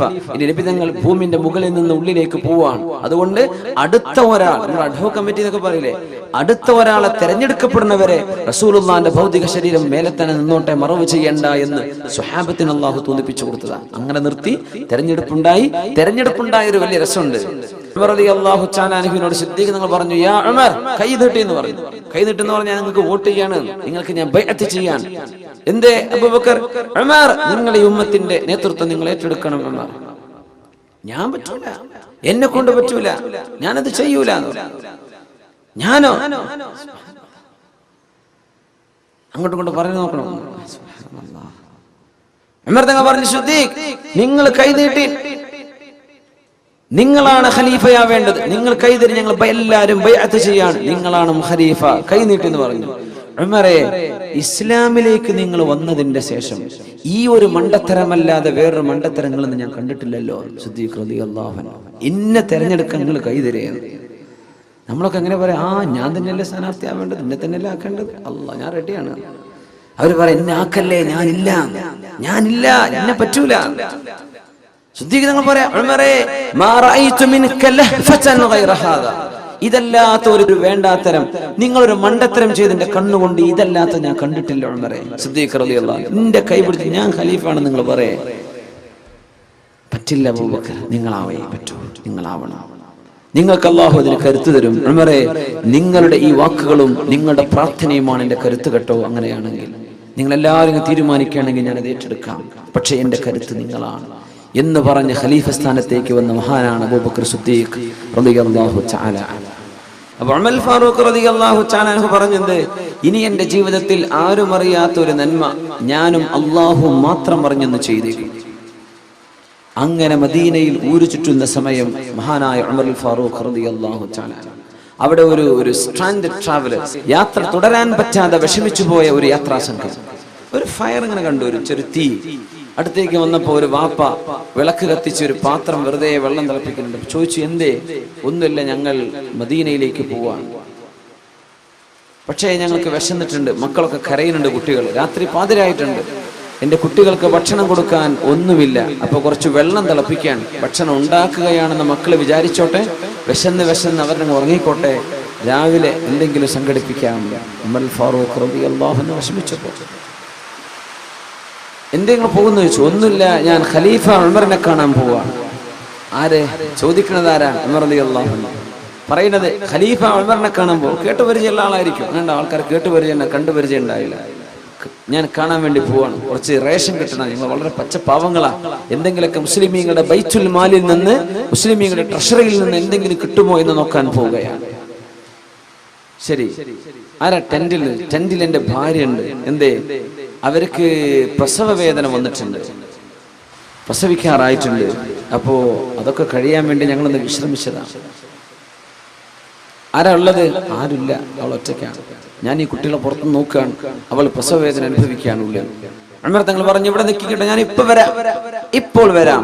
ഓടിച്ചെന്നു തന്റെ വീട്ടിലേക്ക്. ഉമറുൽ ഫാറൂഖ് റളിയല്ലാഹു തആല അൻഹു, അല്ലാഹുവിന് വേണ്ടി കർമ്മം ചെയ്യാൻ മുഅ്മിനെ, പടച്ചവന് വേണ്ടി ചെയ്യാൻ ഓടിച്ചെന്നു. അന്ന് ഉമർ തങ്ങളുടെ ഭാര്യയുണ്ട് ഉമ്മു കുൽസൂം റളിയല്ലാഹു അൻഹ, അലി റളിയല്ലാഹു അൻഹുവിന്റെ മകൾ ഉമ്മു കുൽസൂം. നബി തങ്ങൾക്ക് മകളുണ്ട് ഉമ്മു കുൽസൂം, മരിച്ചു, വഫാത്തായി. ഉസ്മാൻ തങ്ങളുടെ ഭാര്യയായിരുന്നു. അലി റളിയല്ലാഹു അൻഹുവിന്റെ ഒരു മകളുണ്ടായിരുന്നു. അലി തങ്ങൾക്ക് മറ്റൊരു ഭാര്യയിൽ ജനിച്ച മകൻ. അവരാണ് അന്ന് ഉമർ റളിയല്ലാഹു അൻഹുവിന്റെ ഭാര്യ ഉമ്മു കുൽസൂം. അവരോട് ചോദിച്ചു, ഉമ്മു കുൽസൂം, കാര്യമായ ഒരു പുണ്യം ചെയ്യാൻ ഒരു അവസരം ഉണ്ട്, നിങ്ങൾ ഉണ്ടോ എന്ന് ചോദിച്ചു. പാതിരാത്രി, നമ്മളൊക്കെ പാതിരാത്രി വന്ന വാതിലിനെ എങ്ങനെ തുറന്നുതരാ? പെണ്ണുങ്ങളൊക്കെ എന്തായിരിക്കും അവസ്ഥ? കയറി വരുന്ന നേരം കണ്ടോ? നിങ്ങൾ വേദ മണ്ണാൻ കെട്ടാന്ന് പറഞ്ഞ് പോയിട്ട് ഈ പാതിരാത്രിയാണ് വരുന്നത്, ഉറക്കെ സ്വീപ്പാക്കി എന്നൊക്കെ പറയില്ലേ പെണ്ണുങ്ങള്. ഉമ്മു കുൽസൂം വാതിൽ തുറന്നു കൊടുത്തു. പാതിരാത്രി ചോദിക്കാണ്, നിങ്ങൾക്ക് പുണ്യം കിട്ടുന്ന ഒരു കർമ്മണ്ട്, വരുന്നുണ്ടോ? ഞാൻ റെഡിയാണ്. എന്താണ് ആ ഭാര്യയും ആ ഭർത്താവും? ഞാൻ റെഡിയാണ്. എന്താണെന്നറിയോ ഉമ്മു കുൽസൂം? അവിടെ ഒരു യാത്രക്കാർ വന്നൊരു പെണ്ണ് പ്രസവിക്കാറായിട്ടുണ്ട്, അവൾക്ക് പ്രസവ ശുശ്രൂഷ ചെയ്യാൻ പറ്റുമോ? ആയിക്കോട്ടെ, ഞാൻ റെഡിയാണ്. ഞാൻ കുറച്ച് തുണി കഷ്ണം, ആവശ്യമുള്ള വെള്ളവും ഫുഡും കാര്യങ്ങളൊക്കെ എടുത്തേക്കും, ഞാൻ കുറച്ച് വിറകും ഗോതമ്പും ഞാൻ എടുക്കാം, നിങ്ങൾ സാധനം കൊടുത്ത് റെഡി ആയിക്കോളൂ. പാതിരാത്രി ഇങ്ങനത്തെ ഒരു കുടുംബം, നന്മയെ സ്നേഹിക്കുന്ന കുടുംബം, ഇസ്ലാം ലോകത്ത് എന്ത് ചെയ്തു എന്ന് ചോദിച്ചാൽ 23 കൊല്ലം കൊണ്ട് ഇസ്ലാം ഉണ്ടാക്കിയ സമൂഹത്തിന്റെ മനസ്സ് ഇതായിരുന്നു. പൊതുപ്രവർത്തനം, ജനങ്ങളെ സഹായിക്കുക, റിലീഫ് പ്രവർത്തനം, പാവപ്പെട്ടവർക്ക് എന്തും കൊടുക്കാൻ തയ്യാർ. ഞാൻ റെഡിയാണ്. പാതിരാത്രി ഉറക്കത്തിന് എഴുന്നേറ്റിട്ടാ മഹദി പറഞ്ഞത് ഉമ്മു കുൽസൂം റളിയല്ലാഹു അൻഹ, ഞാൻ റെഡിയാണ്, എന്നാ കയറിക്കോ. കുതിരപ്പുറത്ത് കയറി. ഉമർ തങ്ങൾ കുറച്ച് വിറകൊടുത്തു, ഗോതമ്പെടുത്തു. ഉമ്മു കുൽസൂം ആ പ്രസവത്തിന്റെ ആവശ്യമായ കാര്യങ്ങളൊക്കെ അവര്. ആരായി പോകുന്നത്? നമ്മൾ പ്രസിഡന്റിന്റെ ഭാര്യയെ ഫസ്റ്റ് ലേഡി എന്നാ പറയാ അല്ലെ, രാജ്യത്തിന്റെ പ്രഥമ വനിത. ആ പ്രഥമ വനിതയാണ് ഇപ്പൊ ഉമ്മു കുൽസൂം റളിയല്ലാഹു അൻഹ. ആരുടെ പ്രസവം എടുക്കാനായി പോകുന്നത്? ഏതോ ഒരു പെണ്ണിന്റെ, മുസ്ലിമത്താണ്, ഏതോ നാട്ടിൽ നിന്ന് വന്ന പെണ്ണ്. നമുക്ക് പ്രസവം എടുക്കണമെങ്കിൽ എന്തെല്ലാം ചെലവാണ് ഇപ്പോ. നമ്മുടെ പെണ്ണുങ്ങൾക്ക് പ്രസവം വലിയ ചെലവല്ലേ? പ്രസവിക്കാൻ നിൽക്കുന്ന പെണ്ണുങ്ങൾക്ക് വേറെ വേലക്കാരെ നിർത്തണം, ഒരു പണിയും ചെയ്യൂല, ഓർക്ക് ബാക്കിയുള്ളൊരു പണി ചെയ്ത് കൊടുക്കണം അല്ലെ. കുട്ടിനെ കുളിപ്പിക്കാനും ഭക്ഷണം പാകം ചെയ്യാൻ വൃത്തിയാക്കാനും അവരെ വിഷയമുണ്ടോ? എന്നാ സ്വിച്ചിട്ടല്ലേ, ആ സ്വിച്ച് പോലും അവൾക്ക് ഇടാൻ വയ്യ. സുബ്ഹാനല്ലാഹ്. ആര്? അവൾക്ക് വേറെ നിറച്ച് പൈസ കൊടുക്കും, വേണം, എല്ലാം ചെയ്തു കൊടുക്കണം. അവരങ്ങോട്ട് അതിഥിയായി കൊണ്ടുവന്ന പോലെ. അങ്ങനത്തെ പണിക്കാരെ എന്ന് കിട്ടാനുള്ളത് അല്ലേ? പണിക്കാരെ കൊണ്ടുവന്നിട്ടില്ലെങ്കിൽ ഭാര്യ വീട്ടുകാർക്കും ഭർത്താവിന്റെ വീട്ടുകാർക്കും മാനക്കേടല്ലേ? വിളിച്ചുകൊണ്ടുവരാ, കിട്ടുന്ന കാശിന് അവരെ നിർത്തുക. പണിയൊക്കെ നമ്മൾ ചെയ്യണം. അവര് പേരിനൊരാൾ വന്നിട്ടുണ്ട്. ഇങ്ങനത്തെ കള്ളപ്പണി ചെയ്യുന്ന പണിക്കാരെന്നുള്ളത്. അന്ന് ഈ പണി ചെയ്യാൻ പോകുന്നത് ആരാ? ഉമർ റളിയല്ലാഹു അൻഹുവിന്റെ ഭാര്യ ഉമ്മു കുൽസൂം റളിയല്ലാഹു അൻഹ പോയി. നിങ്ങൾ എന്ത് ചെയ്യുക? ഭക്ഷണം പാകം ചെയ്തോളി, ഗോതമ്പേ റൊട്ടി ഉണ്ടാക്കിക്കോളി, ഈ പെണ്ണിന്റെ വേണ്ട ശുശ്രൂഷ ഞാൻ ചെയ്തോളാം, ഞാൻ ടെന്റിനുള്ളിലേക്ക് പോയി. ഏതോ പാതിരാത്രി മരുഭൂമിയുടെ നടുവിലായി നടക്കണത്. മരുഭൂമിന്റെ നടുവിൽ ടെന്റ് കെട്ടിയിട്ട്, അന്ന് യാത്രക്കാരെ ടെന്റ് കൊണ്ടാ നടക്കുക. എവിടെ ചെന്നാലും താമസിക്കാൻ ടെന്റ്, അവിടെ വീട് കൂടെ ഉണ്ടാവും. അതാണ് നൊമാഡ്സ്. രാത്രിയായി ഉമർ റളിയല്ലാഹു അൻഹു ചപ്പാത്തി ഉണ്ടാക്കാൻ തുടങ്ങാൻ. ആര്? അമീറുൽ മുഅ്മിനീൻ കിസ്റും കൈസറും കേട്ടാൽ വിറക്കുന്ന മഹാൻ. ഉമർ തങ്ങളുടെ ജീവിതത്തിന്റെ വലിയൊരു ട്രാൻസ്ഫോർമേഷൻ ഉണ്ട്. ഉമർ തങ്ങളുടെ ഇസ്ലാമായി വന്ന ആദ്യകാലം, റസൂലുള്ളാഹി തങ്ങളുടെ കൂടെ ജീവിച്ച കാലത്തൊക്കെ ഭയങ്കര ഒരു ഹോട്ട് ടെമ്പേർഡാന്ന് വിചാരിക്കും. എന്ത് കണ്ടാലും നബിയെ വാളെടുത്ത് ഞാൻ തലവെട്ടട്ടെ എന്ന് ചോദിക്കും. അതാണ് ഉമർ തങ്ങൾ ആദ്യകാലം. പക്ഷെ ഭരിക്കുന്ന കാലം, രണ്ടാമത്തെ സ്റ്റേജ്, ഉമർ തങ്ങൾ പച്ചപ്പാവായിരുന്നു, വളരെ പാവാണ്. അതുകൊണ്ടാ ഭാര്യ ചീത്ത പറഞ്ഞപ്പോഴൊക്കെ അങ്ങനെ കേട്ടിരുന്നത്. ഉമർ റളിയല്ലാഹു തആല പച്ചപ്പാവായിരുന്നു, പച്ചപ്പാവം. ഒരാൾ വന്ന് പരാതി പറയാൻ വേണ്ടി വന്നതാ. ഒരു ഭാര്യ വല്ലാണ്ട് ചീത്ത പറഞ്ഞിട്ടേ ഉമർ തങ്ങളെ വിളിച്ചിട്ട് വന്നു. ഉമർ തങ്ങൾ ഉപദേശിച്ച ഭാര്യ നന്നാവെന്ന് വിചാരിച്ചിട്ട് വന്നതാ. സുബ്ഹാനല്ലാഹ്. അപ്പോ ഉമർ തങ്ങളോട് പരാതി പറയാൻ വേണ്ടി വന്നതാ. എന്ത് പരാതി? ഭാര്യനെ വല്ലാണ്ട് ചീത്ത പറയണ്ട ഉമർ തങ്ങൾ, നിങ്ങൾ ഓളൊന്ന് ഉപദേശിക്കണം, നന്നാക്കണം. വന്നു നോക്കുമ്പോൾ ഉമർ തങ്ങളുടെ ഭാര്യ പൊരിഞ്ഞ ഡയലോഗ് കേട്ട് സുബ്ഹാനല്ലാഹ്. വാതിൽക്ക മുട്ടിയിട്ട് വാതിൽ തുറക്കാൻ വേണ്ടി നിൽക്കുമ്പോ വാതിൽ തുറക്കണ കേൾക്കുന്നത് ഉമർ തങ്ങളെ ചീത്ത പറയണ വാക്കാണ്. അദ്ദേഹം പിന്നെ അവിടെ നിന്ന് ഇറങ്ങി പോകുന്നതാണ്. വാതിൽ ഉമർ തങ്ങൾ തുടങ്ങുമ്പോ ഇയാള് പുറത്തിറങ്ങി പോവുക. അല്ലല്ല, എന്തിപ്പോ പോണത്? ഞാൻ ചോദിക്കാം, പിടിച്ചിരും വലുത് എന്ന് പറഞ്ഞ പോലെ ഞാനൊരു കുഴപ്പമുണ്ടായിട്ട് വന്നത്, അതിന് വലിയ കുഴപ്പങ്ങളെ പുറക്കുണ്ടാവുമ്പോ നിങ്ങൾക്ക് ഇരിക്കുക, എന്താ കുഴപ്പമെന്ന് ചോദിച്ചു. അല്ല, എന്റെ പെണ്ണുങ്ങളെ നാവ് വല്ലാണ്ട് കൂടുതലാണ്. നിങ്ങളുടെ പെണ്ണുങ്ങൾ നോക്കുമ്പോ എന്റെ പെണ്ണ് ഇതിനേക്കാളൊക്കെ താഴെയാണ്. അത്ര എന്നാ ഇരിക്കേ, ഒന്നുമല്ല, ഇവര് നമ്മുടെ കുഞ്ഞുങ്ങളുടെ ഉമ്മമാരല്ലേ, ഇവരെ നമുക്ക് ഭക്ഷണം ഉണ്ടാക്കി തരുന്നില്ലേ, ഇവര് നമ്മുടെ വസ്ത്രം അലക്കി തരുന്നില്ലേ, പിന്നെ നാവ് കുറച്ചു കൊടുക്കുക, അത് നമുക്ക് സഹിക്കാം. ഇതൊക്കെ പറയുന്നത് ഉമർ റളിയല്ലാഹു അൻഹുവിന്റെ രണ്ടാം ഘട്ടമാണ്. സുബ്ഹാനല്ലാഹ്. ഞാൻ പറയാറുണ്ട്, പെണ്ണുങ്ങൾ നിങ്ങളങ്ങനെ ഭർത്താക്കന്മാരോട് നാവിടുക എന്ന് ചെയ്യലണ്ട, എന്തല്ല ഭർത്താക്കന്മാർ ഉമർ തങ്ങളാവൂല. ഉമർ റളിയല്ലാഹുവിന്റെ സ്വഭാവമൊക്കെ ഉണ്ടാണ് ഭർത്താക്കന്മാരോട് ചെയ്തിട്ട് കാര്യമുള്ളൂ കേട്ടോ. വെറുതെ കുടുംബം കലക്കാൻ വേണ്ടി വേദം അറിഞ്ഞെന്ന് പറയല്ലേ. നിങ്ങൾ അങ്ങനെ ഒന്നും പറയാൻ നിൽക്കണ്ട. നിങ്ങൾ നല്ല പെണ്ണുങ്ങളായിട്ട് തന്നെ ജീവിക്കുക. നല്ല അച്ചടക്കമുള്ള, ഒതുക്കുള്ള, ശബ്ദം ഉയർത്തി സംസാരിക്കാത്ത, സ്നേഹമുള്ള പെണ്ണുങ്ങളായിട്ട് ജീവിക്കുക. അള്ളാഹു അനുഗ്രഹിക്കട്ടെ. ഉമർ തങ്ങളുടെ ലേറ്റർ ജീവിതം അങ്ങനെയാണ്. രണ്ടാം ഘട്ട ജീവിതം അങ്ങനെ ഭയങ്കര മൈൽഡാണ്, സോഫ്റ്റ് ആയിട്ടുണ്ട്. യാ അല്ലാഹ്, മഹാനായ ഉമർ തങ്ങൾ ചപ്പാത്തി ഉണ്ടാക്കാൻ തുടങ്ങി. ഭക്ഷണം ഉണ്ടാക്കി തീരുമ്പോഴേക്ക് ഈ കുട്ടികൾക്ക് കൊടുക്കും, പിന്നെ വാപ്പയോട് തിന്നാൻ പറയും, കുട്ടികൾക്ക് കൊടുക്കും, വാപ്പക്ക് കൊടുക്കും. ഇങ്ങനെ പാതിരാത്രി ചുട്ടെടുക്കുക, ചപ്പാത്തി ഉണ്ടാക്കണം. ഇവർക്കറിയില്ല ഇവരെ കാണാനായി ഇവർ പുറപ്പെട്ടത്, ഈ ഉമർ തങ്ങളെ കാണാനായി ഇവർ ഒരുപാട് രാജ്യത്തിന്റെ അങ്ങേയറ്റെന്ന് പുറപ്പെട്ടത്. പക്ഷെ ഈ ഖലീഫയാണ് തങ്ങൾക്ക് ഈ സേവനം ചെയ്യുന്നത് എന്ന് അവർക്കറിയൂല. എപ്പോഴറിഞ്ഞെന്നറിയോ? ഈ പെണ്ണ് പ്രസവിച്ചത് ഒരാൺകുഞ്ഞാണ്.